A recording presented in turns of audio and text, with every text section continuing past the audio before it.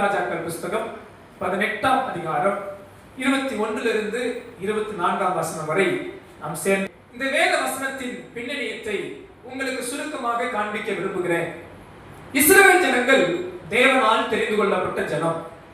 இஸ்ரவேல் ஜனங்களை கர்த்தர் முன்குறித்தார். ஒருவனை அழைத்து ஒருவனை தெரிந்து கொண்டு ஒரு தேசமாய் மாற பண்ணினார். உன்னதமான கர்த்தருடைய வார்த்தைகளையும் உடன்படிக்கைகளையும் நியாய பிரமாணங்களையும் 10 கட்டளைகளையும் ஆண்டவர் இந்த ஜனங்களுக்கு கொடுத்தார்.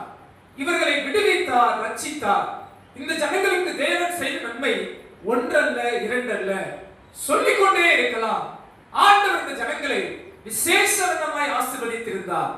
ஆனால் பாருங்கள், இவர்கள் கர்த்தரை விட்டு விட்டார்கள், ஆண்டவரை விட்டு விலகினார்கள். வேதம் சொல்கிறது அவர்கள் சோரம் போனார்கள். அவர்கள் கர்த்தரை பின்பற்றாதவர்களாய் மாறினார்கள். குந்தி குந்தி நடக்கிறவர்களாய், இரண்டு மனதுடையவர்களாய், தேவனை விட்டுவிட்டு பாகாலை பின்பற்றுகிறவர்களாய் மாறிவிட்டார்கள். ஒரு மனிதன் அல்ல, ஒரு குடும்பம் அல்ல, ஒரு கூட்டம் அல்ல, தேசமே இடறி போனது. இங்கே நின்ற ஒரே ஒரு தேவ மனிதன் எலியா மட்டுமே. அவர் சொல்லுகிறார், நான் ஒருவனே மீந்திருக்கிறேன், கர்த்தருடைய தீர்க்கதரிசிகளில் நான் ஒருவன் தான் இருக்கிறேன் என்று சொல்லத்தக்க அளவுக்கு தேசமே பின்வாங்கினது. ஆகாப் ராஜாவும் எசபேலும் தேசத்தையே இடர் பண்ணும்படி, தேசத்தையே வழிவிலக செய்யும்படி எல்லாரும் கர்த்தரை விட்டு இடறி போனார்கள். அப்போது இந்த தேவ மனிதன் இந்த தேசத்துக்கு சவால் கொடுக்கிறார். இஸ்ரவேல் ஜனங்களுக்கு ஒரு சவால் கொடுக்கிறார். ஆகாப் ராஜாவுக்கு ஒரு சவால் கொடுக்கிறார். இன்றைக்கு வாருங்கள், யார் தெய்வம் என்பதை அறிந்து கொள்ளுங்கள். பாகால் தெய்வமானால் பாகாலை பின்பற்றுங்கள், கர்த்தர் தெய்வமானால் கர்த்தரை பின்பற்றுங்கள் என்ற சவாலை இந்த தேவ மனிதன் தருகிறார்.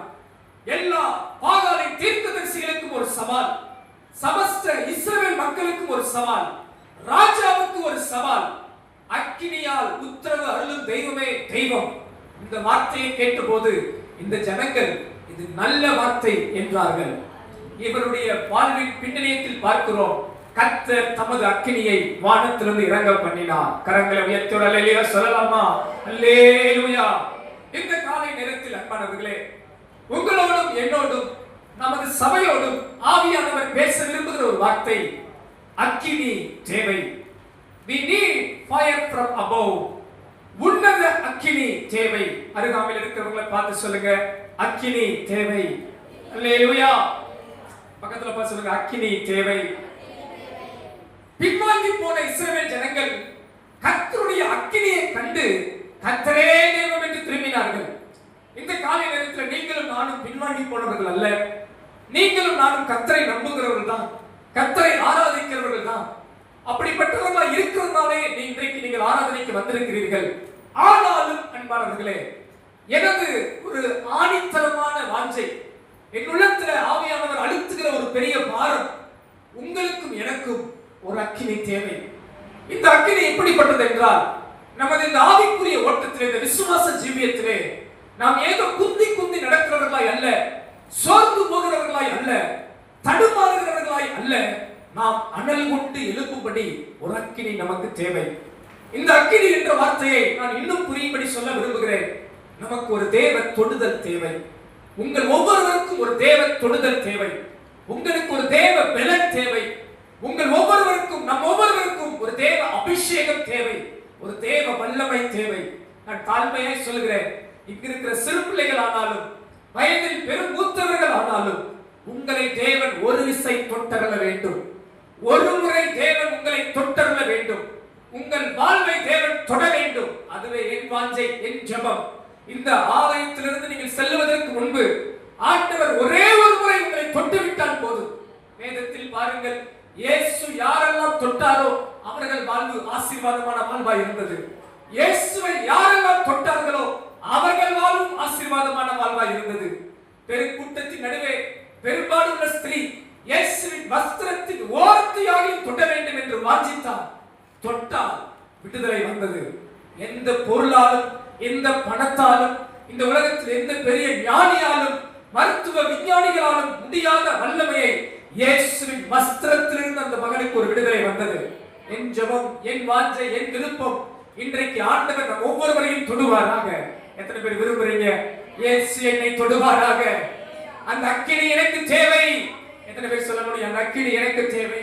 இயேசு சொன்னார், இப்பொழுதே அக்கினியை போட வந்தேன், அது இப்பொழுதே பச்செறிய வேண்டும் என்று விரும்புகிறேன் என்று சொன்னார். பவுல் தீமோத்தேயுவிடத்தில் சொன்னபோது, உனக்கு உண்டான தேவ வரத்தை நீ அனல் மூட்டி எழுப்பு, அனல் மூட்டி எழுப்பு. நமக்குள்ளே ஒரு அனல் மூட்டப்பட வேண்டும், நமக்குள்ளே ஒரு அக்கினி எழுப்ப வேண்டும். லவோதிக்கேயா சபை குளிருமின்றி அனலுமின்றி வெதுவெதுப்பாய் இருந்தபடியால் அது வாந்தி பண்ண போடப்படுகிற ஒரு நிலைமைக்கு ஒப்பாய் இருந்தது. நீங்களும் நானும் அப்படி அல்ல. தேவனால் உண்டாகிற அனலும் தேவனால் உண்டாகிற அக்கினியும் நம்மில் பற்றி எரியட்டும். எத்தனை பேர் விரும்புறீங்க? அருகாமல் இருக்கிற கரங்களை பிடிச்சு சொல்லுங்க பார்க்கலாம். இன்றைக்கு எனக்கு ஒரு அக்கினி தேவை, இன்றைக்கு எனக்கு ஒரு தேவ தொடுதல் தேவை, இன்றைக்கு நமக்கு ஒரு தேவ தொடுதல் தேவை, இன்றைக்கு ஆண்டவர் என்னை தொட வேண்டும். எத்தனை பேர் விசுவாசிக்கிறீங்க? இன்றைக்கு ஆண்டவர் என்னை தொற்றணும், என் குடும்பத்தை தொற்றணும், என் சபையை தொட்டிரணும், என் வாழ்க்கையை தொற்றணும்.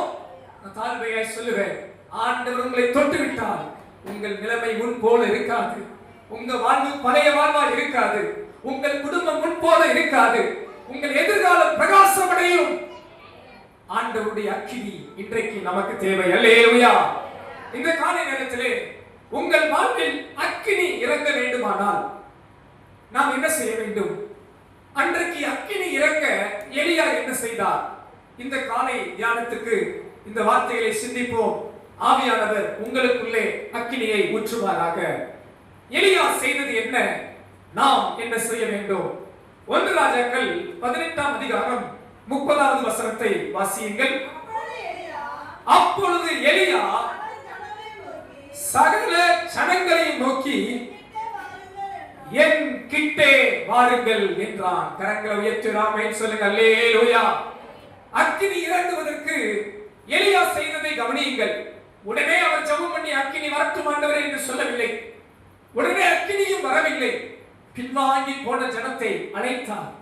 பின்வாங்கி போயிருந்த இஸ்ரவேல் ஜனங்களை பார்த்து சொல்லுகிறார், சகல ஜனங்களையும் நோக்கி இவர் பலிபீடத்தின் அருகாமையில் இருந்து சொல்லுகிறார், என் கிட்டே வாருங்கள், என் அருகே வாருங்கள், நீங்கள் கர்த்தரிடத்துக்கு வாருங்கள், நீங்கள் கர்த்தரிடம் திரும்புங்கள் என்கிற ஒரு அழைப்பை கொடுத்தார்.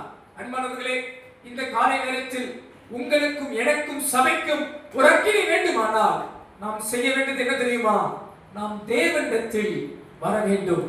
வேதம் சொல்கிறபடி ஆண்டவர் கிட்டே வாருங்கள், come closer to God. அருகாமையில் இருக்கவங்களை பார்த்து சொல்லுங்க, இயேசுப்பா கிட்ட போயிருங்க. ஹalleluya. ஆண்டவர் கிட்ட போயிருங்க. உங்க வாழ்க்கையில ஒரு தேவ தொடுதல் வேண்டுமா? உங்க வாழ்க்கையில ஒரு தேவ அக்கினி வேண்டுமா? உங்க வாழ்க்கையில ஒரு தேவ பலன் வேண்டுமா? தேவ அபிஷேகம் வேண்டுமா? தேவ வல்லமை உங்களை நிரப்ப வேண்டுமா? நீங்க எங்கேயோ தூரமா இருக்க கூடாது. நீங்க எங்கேயோ இடறி பின்வாங்கி போய் ஆண்டவரை விட்டு வெகு தூரம் போகாதபடி கர்த்தரிடத்துக்கு வாருங்கள், தேவனிடத்துக்கு திரும்புங்கள்.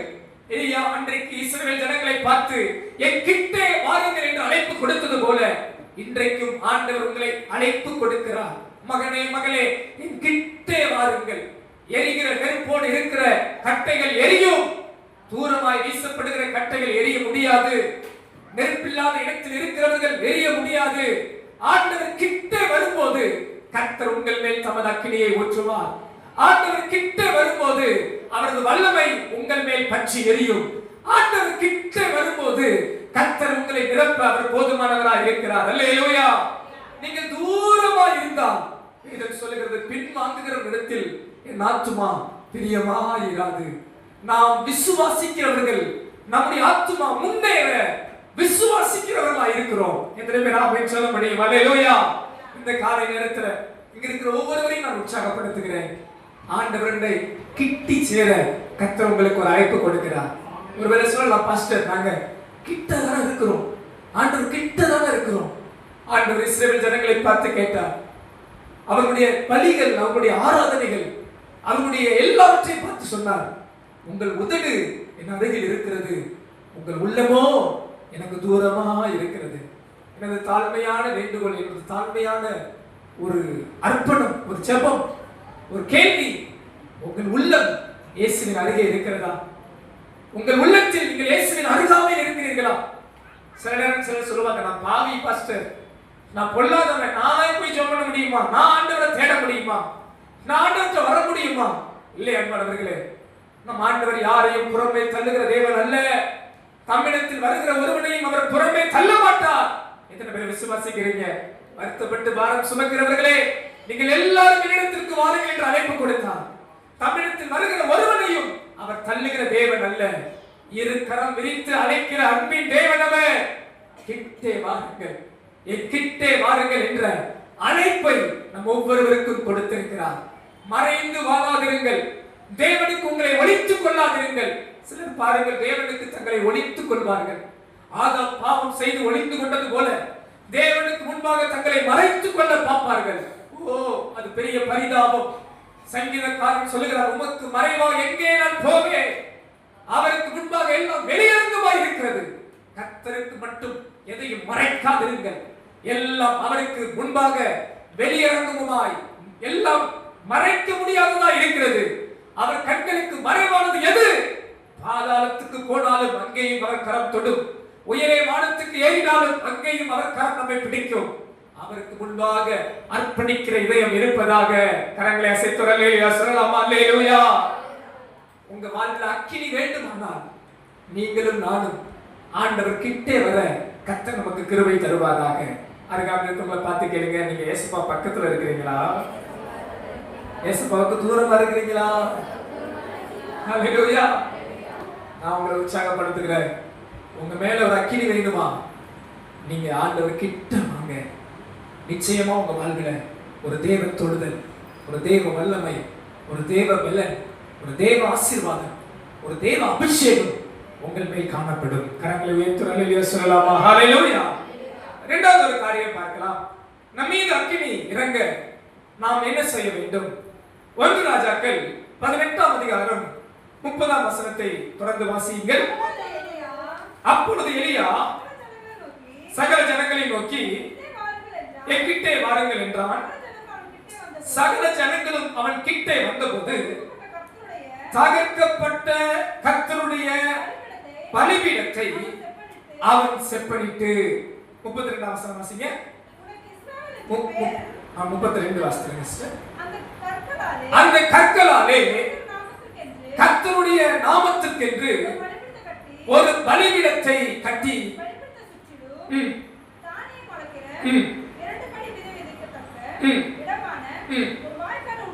ஆமென். போதுமானது. இரண்டாவது காரியம் பாருங்கள். எலியா கர்த்தரிடத்தில் ஜனங்கள் வந்தவுடனே அக்கினி வரவில்லை. வேதம் சொல்லுகிறது, அவன் என்ன செய்தான் தெரியுமா?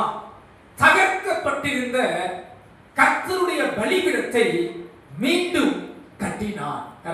ஆமென் சொல்லலாமா? அல்லேலூயா. இந்த வேத பகுதியை கொஞ்சம் சிந்திச்சு பாருங்க. இந்த பலிபீடம் அங்கு இல்லாத பலிபீடம் அல்ல, இது அங்கே இருந்த பலிபீடம் தான். ஆனால் காலப்போக்கில் இது தகர்க்கப்பட்டு போனது, இது மறக்கப்பட்டு போனது, இந்த பலிபீடம் பயன்படுத்தப்படாமல் போனது. இந்த பலிபீடத்தை ஜனங்கள் மறந்து போனார்கள், அங்கே பலி செலுத்தாமல் போனார்கள். அது தகர்க்கப்பட்ட பலிபீடமாய் இருந்தது. அந்த தகர்க்கப்பட்ட பலிபீடத்தை எலியா மீண்டும் எடுத்து கட்டினான். கரம் உயர்த்தி ஆமென் சொல்லுங்க. அல்லேலூயா. அந்த பலிபீடத்தை எலியா செப்பனிட்டான் என்று வேதம் சொல்லுகிறது. அன்பானவர்களே, இந்த வார்த்தையை உங்களுக்கு புரிந்து கொள்ளும்படி இன்னும் ஆழமாக ஒரு காரியத்தை சொல்ல விரும்புகிறேன். உங்கள் வாழ்வில் அக்கினி வேண்டுமானால், உங்கள் வாழ்வில் அக்கினி இறங்க வேண்டுமானால் உங்கள் பலிபீடத்தை நீங்கள் செப்பனிட வேண்டும். உங்கள் வாழ்க்கைக்குள் இருக்கிற தகர்க்கப்பட்ட சில காரியத்தை நீங்கள் கட்டி எழுப்ப வேண்டும். பாஸ்டர், என் வாழ்க்கை என்ன காரியம் தகர்க்கப்பட்டிருக்கிறது? எந்த பலிபீடம் தகர்க்கப்பட்டிருக்கிறது? ஆதி நிலைமையில நீங்க இருந்த இடத்திலிருந்து எந்த இடத்துல நீங்க குறைந்திருக்கிறீர்கள்?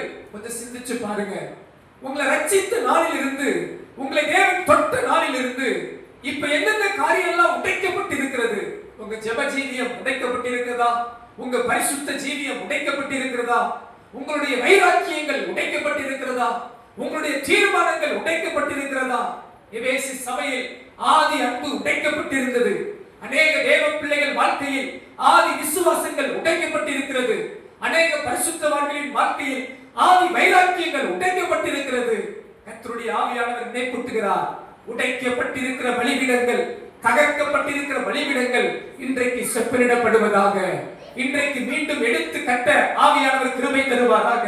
அதை நாம் எடுத்து கட்டுவோமானால் அந்த பலிபீடத்தில் தான் கர்த்தருடைய அக்கினி இறங்க போகிறது. அல்லேலூயா. இன்னும் என் வாழ்க்கையில் ஏன் தேவ தொடுதல் இல்லை? இன்னும் என் வாழ்க்கையில் ஏன் தேவ ஆசீர்வாதம் இல்லை? அன்பு தேவ பிள்ளையே, ஆவியானவர் சொல்லுகிறார், உங்கள் பலிபீடங்கள் உடைக்கப்பட்டிருக்கும் வரை, தகர்க்கப்பட்டிருக்கும் வரை அங்கே அக்கினி இறங்க முடியாது, அங்கே அக்கினி வராது. பலிபீடங்கள் கட்டப்படும் போதுதான், தகர்க்கப்பட்ட இடத்திலே பலிபீடங்கள் செப்பனிடப்படும் போதுதான் அங்கே அக்கினி வந்து இறங்கும். கரங்களை உயர்த்தி அல்லேலூயா சொல்லலாமா? அல்லேலூயா. இரண்டாவது காரியம், அக்கினி இறங்க நாம் செய்ய வேண்டியது என்ன தெரியுமா? உங்களை சீர்படுத்திக் கொள்ளுங்கள். உங்கள் பலிபீடங்களை சீர்படுத்திக் கொள்ளுங்கள். உங்களை செப்பனிட்டுக் கொள்ளுங்கள். Set yourself before God. தேவனுக்கு முன்பாக உங்களை சரிபடுத்திக் கொள்ளுங்கள். தேவ ஆவியானவர் உங்களை நிரப்பும்படி, தேவ வல்லமை உங்களை தொடும்படி உங்களை கர்த்தருக்கு முன்பாக சீர்படுத்திக் கொள்ளுங்கள். உங்க பலிபீடங்கள் சீர்படுமானால், உங்கள் உடைக்கப்பட்ட இடத்திலே மீண்டும் நீங்கள் எழுப்பி கட்டுவீர்கள் ஆனால் நிச்சயம் சொல்ல முடியும், கர்த்தர் உங்கள் மேலே தமது வல்லமையை, பிரசன்னத்தை, ஆசீர்வாதத்தை, தொடுதலை, அக்கினியை போட அவர் உண்மையுள்ள தேவனாய் இருக்கிறார். அருகாமையில் இருக்கிறவங்களை கரங்களை பிடிச்சு சொல்லுங்க, உங்க மேல அக்கினி நிச்சயம். சொல்லுங்க, உங்க மேல அக்கினி நிச்சயம். உங்க தகர்க்கப்பட்ட பலிபீடத்தை கட்டுங்கள். எதில நீங்க விழுந்தீர்கள் என்று உணர்ந்து அந்த இடத்திலே எழுப்பி நிற்க ஆவியானவர் கிருபை தருவாராக. உங்களுக்குள் எது குறைவாக இருக்கிறது? ஜெப குறைவு இருக்கிறதா? விசுவாச குறைவு இருக்கிறதா? பரிசுத்த குறைவு இருக்கிறதா? வைராக்கிய குறைவு இருக்கிறதா? அந்த உடைந்து போன தகர்க்கப்பட்ட பலிபீடம் இன்றைக்கு கட்டப்படட்டும். எத்தனை பேர் விரும்புறீங்க? ஆண்டவரே, என் வாழ்வில் தகர்க்கப்பட்ட பலிபீடங்கள் இன்றைக்கு கட்டப்பட்டால் நலமா இருக்கும். என்னிடத்தில் இருக்கிற விசுவாச குறைவுகள் மாறினால் நலமா இருக்கும். என்னிடத்தில் இருக்கிற ஜெப குறைவு மாறினால் நலமா இருக்கும். என்னிடத்தில் இருக்கிற பரிசுத்த குறைவு மாறினால் நலமா இருக்கும். எத்தனை பேர் விரும்புறீங்க? இஸ்ரவேல் ஜனங்கள் காலப்போக்கில் கர்த்தருடைய பலிபீடத்தை மறந்து போனார்கள். ஆதி நாளில் செய்தது, ஆதி நாளில் பலி செலுத்தின பலிபீடம் இன்றைக்கு தகர்க்கப்பட்டிருக்கிறது. உங்க வாழ்க்கையில சிந்திச்சு பாருங்க. நீங்க ரட்சிக்கப்பட்ட போது செய்வது இன்றைக்கு நீங்க செய்யலனா உங்க பலிபீடம் இன்றைக்கு தகர்க்கப்பட்டிருக்கிறது. நீங்க ரட்சிக்கப்பட்ட போது, ஆண்டவரை நேசித்தேன் என்று அர்ப்பணித்த போது, நீங்கள் உங்களை கர்த்தருக்கு ஒப்பு கொடுத்து ஞானஸ்நானம் எடுத்த போது, நீங்கள் கர்த்தருக்கு உங்களை வைராக்கியமாய் அர்ப்பணித்த போது செய்த காரியம் இன்னைக்கு நீங்க செய்யாம இருந்தா, நான் தாழ்மையா சொல்றேன், உங்க பலிபீடங்கள் இன்றைக்கு தகர்க்கப்பட்ட பலிபீடம் போலதான் இருக்கிறது. ஆவியானவர் சொல்லுகிறார், மகனே மகளே, அந்த பலிபீடத்தை நீ செப்பனிடுவாயானால் அந்த இடத்தில் தான் நான் உன்னை சந்திக்க போகிறேன். அந்த இடத்தில் தான் ஒரு அக்கினி இறங்க போகிறது. அந்த இடத்தில் தான் ஒரு தேவ தொடுதல் காணப்பட போகிறது. எலியா தகர்ந்து போன தகர்க்கப்பட்ட பலிபீடத்தை மீண்டும் எடுப்பித்து கட்டினார். இந்த காலை நேரத்தில் எத்தனை பேர் எடுத்து கட்ட விரும்புறீங்க? என் பலிபீடம் எடுத்து கட்டப்பட வேண்டும். என் வாழ்வு என் கர்த்தருக்கு முன்பாக சீர்தூக்கப்பட வேண்டும், சரி செய்யப்பட வேண்டும். அப்படி செய்யப்படுமானால் கர்த்தரின் மேல் தமது அக்கினியை ஊற்றுவார். கரங்களை சேர்த்தல்லேயே சொல்லலாமா? இன்னொரு வேத வசனத்தை வாசிக்கலாம். நீதிமொழிகள் 4ஆம் அதிகாரம் 26, 27 வசனங்களை கவனியுங்கள். நீதிமொழிகள் 4ஆம் அதிகாரம் 26, 27 வசனங்கள். வாசிங்க சீக்கிரம். உன் கால்நடையை சீர்தூக்கி பார், உன் வழிகள் எல்லாம் நிலைவரப்பட்டிருப்பதாக.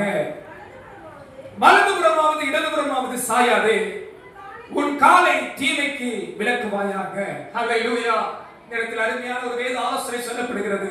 உன் வழிகளை சீர்தூக்கி பார், அப்பொழுது கர்த்தர் உன் வழிகளை ஸ்திரப்படுத்த நிலைநிறுத்த அவர் வல்லவராய் இருக்கிறார். இந்த காலையில் உங்கள் வழிகளை சீர்தூக்கி பாருங்கள். நீங்கள் தகர்க்கப்பட்ட இடத்திலே சீர்தூக்கி பாருங்கள். கர்த்தர் உங்கள் வாழ்வை நிலைவரப்படுத்த அவர் உண்மையுள்ள தேவனாய் இருக்கிறார். விசுவாசிக்கிறவங்க கரங்களை தட்டி ஆண்டவரை மகிமைப்படுத்தலாமா? நல்ல கரங்களை தட்டி கர்த்தரை ஸ்தோத்திரம் பண்ணுவோமாக. ஸ்தோத்திரம் ஸ்தோத்திரம் ஸ்தோத்திரம். ஹல்லேலூயா ஹல்லேலூயா ஹல்லேலூயா. எனக்கு அக்கினி தேவை. எத்தனை பேர் ஆமென் சொல்ல முடியும்? எனக்கு ஒரு அக்கினி தேவை. அதற்கு நான் செய்ய வேண்டியது என்ன? முதல் காரியம் பார்த்தோம், கம் க்ளோசர் டு காட். தேவனுக்கு கிட்டி சேர ஆண்டவர் அழைப்பு கொடுக்கிறார். இரண்டாவது காரியம், நம்மை சீர்படுத்திக் கொள்ள ஆண்டவர் அழைப்பு கொடுக்கிறார். Set yourself before God. உங்களை சரிப்படுத்திக் கொள்ள ஆண்டவர் அழைப்பு கொடுக்கிறார். மூன்றாவது ஒரு காரியம் எடுத்து வாசிங்க. 1 ராஜாக்கள் புஸ்தகம் 18ஆம் அதிகாரம் 33வது வசனம். விறகுகளை அடுக்கி ஒரு காளையை சந்து சந்தாக துண்டித்து விறகுகளின் மேல் வைத்தார். ஆமென் சொல்லலாமா? ஹல்லேலூயா. ஜனங்களை அவர் கிட்டே வரவழைத்தார். பலிபீடத்தை செப்பனிட்டார். இருந்தாலும் அக்கினி வரவில்லை. அடுத்து இந்த அக்கினி வர வேண்டும் என்றால் அங்கே பலி செலுத்தப்பட வேண்டும். அப்போது எலியா என்ன பண்ணுகிறார்? ஒரு காளையை சந்து சந்தாக துண்டித்து பலிபீடத்தின் மேல் இருக்கிற விறகுகளின் மேல் பலியாகி வைக்கிறார். கரங்களை உயர்த்தி அல்லேலூயா சொல்லலாமா? அல்லேலூயா. இது எதற்கு அடையாளமாக இருக்கிறது? இந்த பலி செலுத்துதல் அர்ப்பணத்தின் அடையாளமா இருக்கிறது. ஆங்கில பதம் இன்னும் அருமையா இருக்கும். sacrifice. நம்மை தேவனுக்கு ஒப்பு கொடுத்தல், கர்த்தருக்கு நம்மை முழுவதுமாய் அர்ப்பணித்தல். புதிய ஏற்பாட்டிலே நாம் மிக அழகாய் வாசிக்கிறோம். ரோமர் 12ஆம் அதிகாரம் 1ஆம் வசனம் இப்படியாக சொல்கிறது. ரோமர் 12ஆம் அதிகாரம் 1ஆம் வசனம். அப்படி இருக்க சகோதரரே, நீங்கள் உங்கள் சரீரங்களை பரிசுத்தமும் தேவனுக்கு பிரியமுமான ஜீவ பலியாக ஒப்பு கொடுக்க வேண்டும் என்று தேவனுடைய இரக்கங்களை முன்னிட்டு உங்களை வேண்டிக் கொள்கிறேன். இதுவே நீங்கள் செய்யத்தக்க புத்தியுள்ள ஆராதனை. ஆமென் சொல்லலாமா? ஹல்லேலூயா. மூன்றாவது ஒரு காரியம் அன்பானவர்களே, உங்கள் வாழ்வில் அக்கினி வேண்டுமானால், தேவ தொடுதல் வேண்டுமானால், தேவ வல்லமை வேண்டுமானால், தேவன் பலன், தேவ ஆசீர்வாதம் உங்கள் மேல் காணப்பட வேண்டுமானால் உங்களை கர்த்தருக்கென்று ஜீவ பலியாக ஒப்பு கொடுக்க தீர்மானியுங்கள். கரங்களை உயர்த்தி ஆமென் சொல்லலாமா? அல்லேலூயா. Surrender yourself to God. அன்பானவர்களே, அர்ப்பணிப்பது அடிமைத்தனம் அல்ல. சில நேரங்களிலே ஆண்டவருக்கு நம்மை அர்ப்பணிப்பதை சாதாரணமாக நினைத்துவிடக் கூடாது. அதை ஒரு கீழான எண்ணமாக நினைத்துவிடக் கூடாது. நாம் தேவனுக்கு என்று அர்ப்பணிப்பது ஒரு மேலான பாக்கியம், மேலான ஆசீர்வாதம். எந்த ஒரு தேவ பிள்ளை கர்த்தருக்கு தன்னை அர்ப்பணிக்கவில்லையோ அவர்கள் கர்த்தரால் ஆசீர்வதிக்கப்பட முடியாது. வேதத்தில் பாருங்கள், யாரெல்லாம் கர்த்தருக்கு தன்னை அர்ப்பணித்தார்களோ அவர்கள் எல்லாரும் ஆசீர்வாதத்தின் பாத்திரவான்களாய் இருந்தார்கள். மரியாள் இதோ நான் தேவனுக்கு அடிமை என்று சொன்னார்.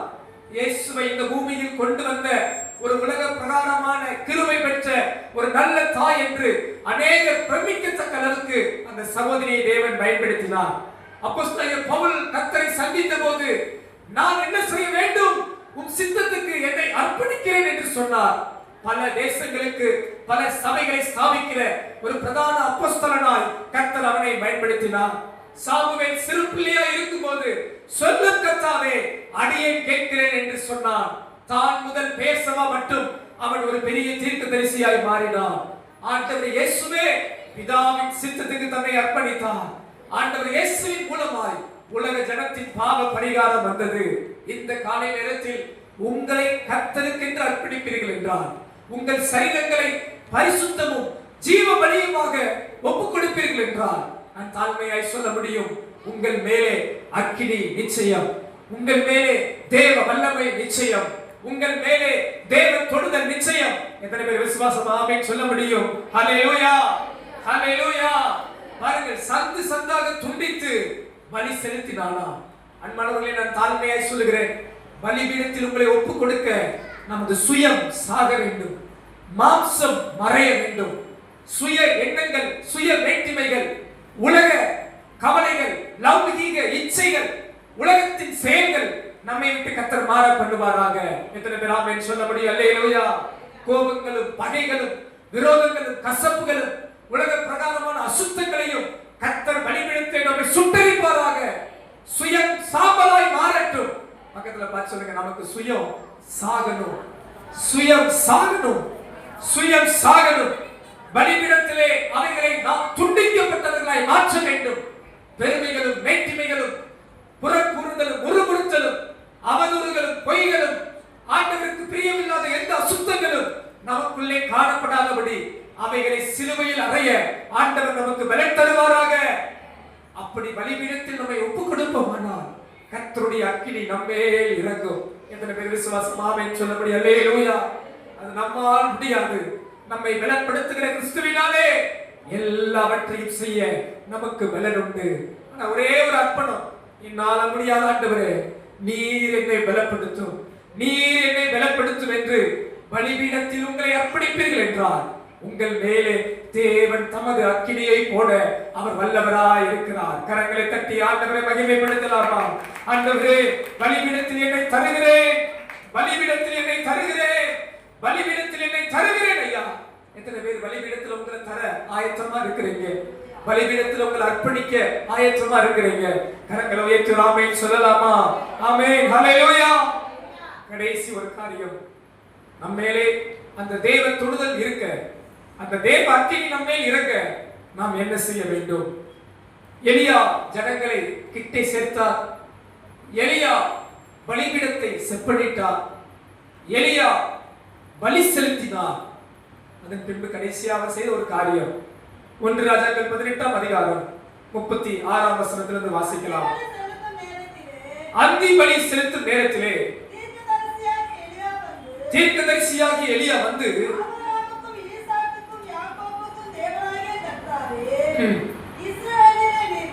இஸ்ரவேலிலே நீர் தேவன் என்றும்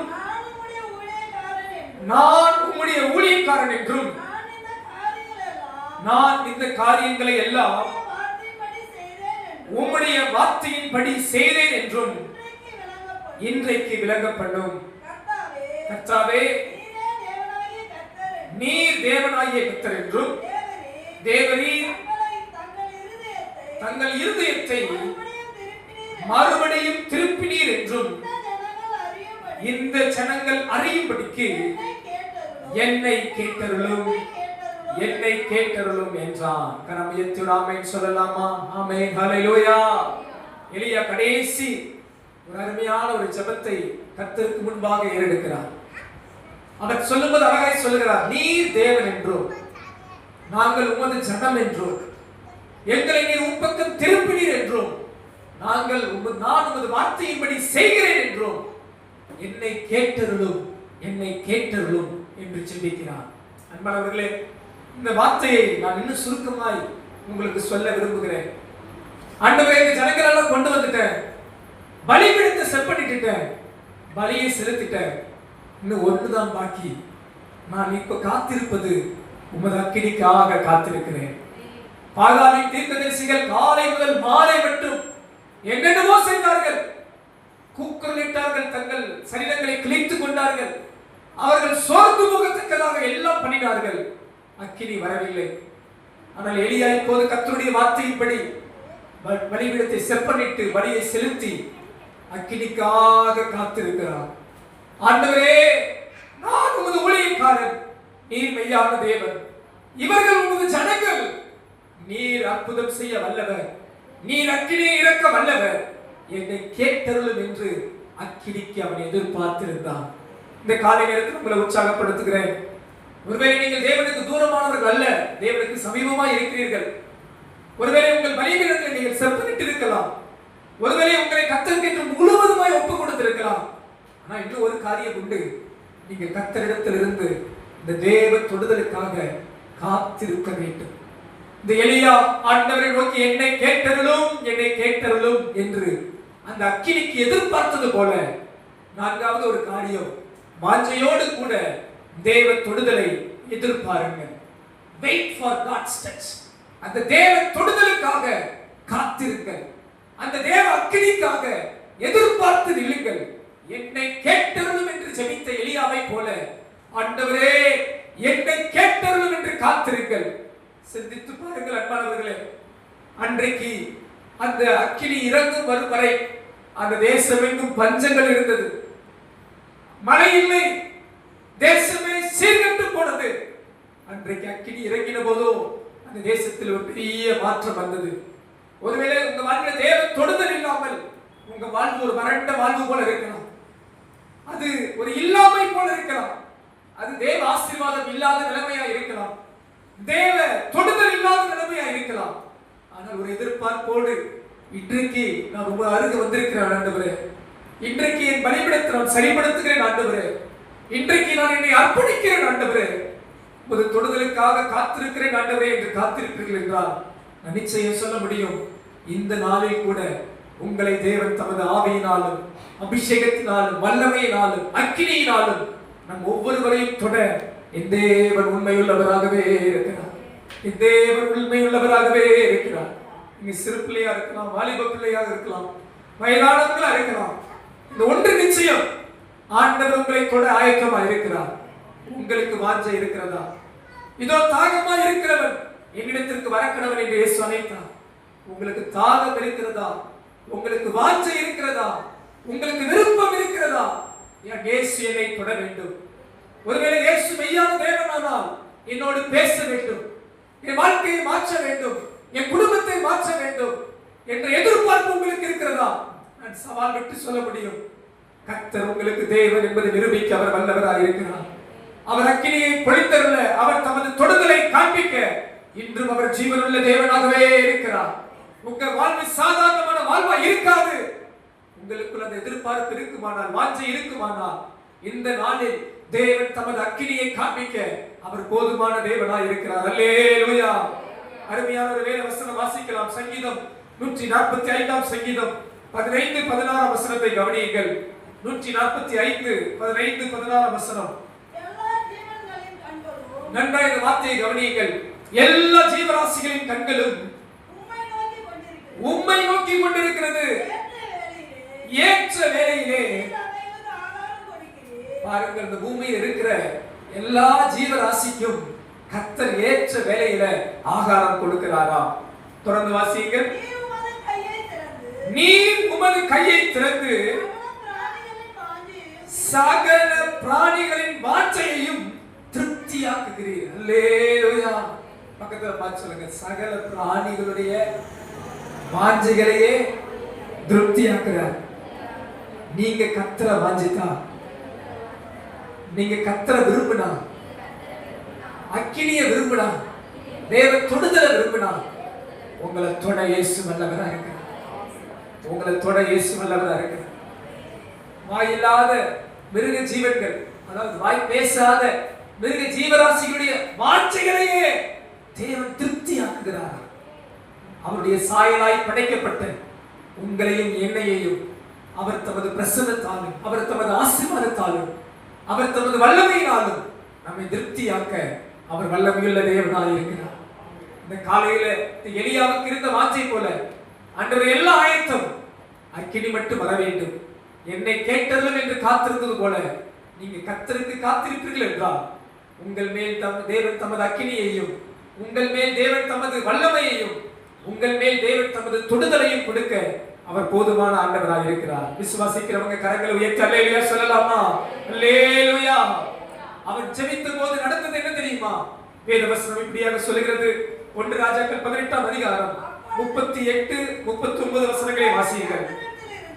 அப்பொழுது கர்த்தரிடத்திலிருந்து அக்கினி இறங்கி அந்த சர்வாங்க தகன பலிகளையும் விறகுகளையும் கற்களையும் மண்ணையும் பட்சித்து வாய்க்காலில் இருந்த தண்ணீரையும் நக்கி போட்டது.